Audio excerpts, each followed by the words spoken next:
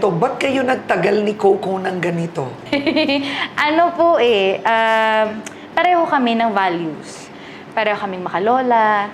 Parang ang priority namin, family talaga. Ang dami rin namin ng pagkakasunduan. Kasi pareho nga po kami nung gusto naming mangyari sa buhay. At hindi lang po sa amin, kundi sa buong family. Sabi ko sa kanya, ikaw yung totoong epitome ng family-oriented. Kasi hindi lang yung sa magiging family, kundi sa family niya talaga. Lahat naka-ready, lahat maayos. Ganun siya kamapagmahal. Ang term ko nga sa kanya, knight in shining armor ko. Kasi nung time na down po ako, na pwedeng maraming mangyari sa akin, parang siya ngayon naging compass ko. Parang lagi ko kasi pinagpipray po nun kay Lord. Lord, sabi ko, pagod na ako, lost ako, hindi ko alam kung anong gusto kong gawin for myself. Alam ko kung anong gusto kong gawin for my family.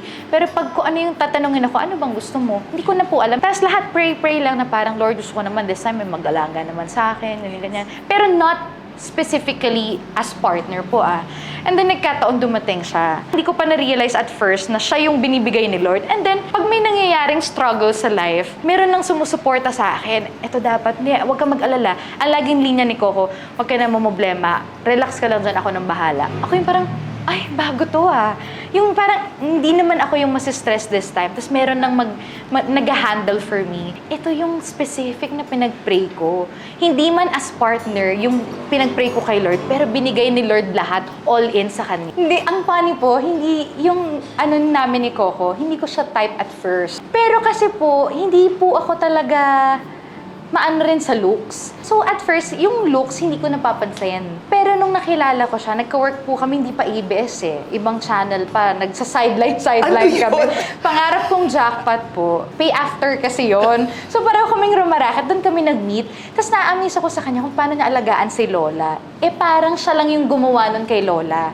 Yung iba, parang... Wait, Lola mo? Lola ko po. Wow! Lola ko, kasi si Lola talaga kasama ko po ever since. So yun, medyo mas nakilala ko talaga siya nung time na yun. Doon ako na-in love. At paano kanya niligawan? Ako, naku, paano yung kwento namin? I wanna know. Nako, paano ba?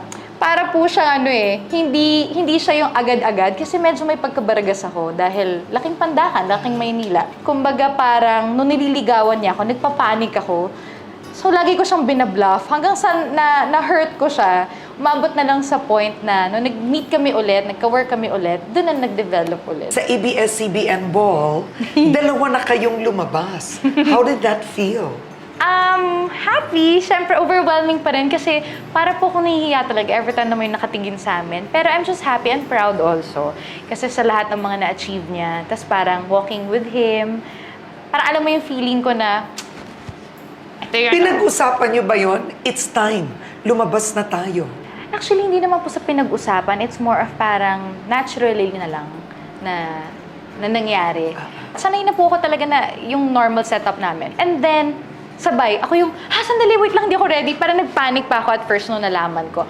Pero ever since naman po, hindi naman kami nagtatago. It's more of, we're not just sharing everything. No. We're just private po. Mga netizens, ang biro nila sa social media, anak niyo daw ni Coco, si Zia Yes. doon sa Saving Grace.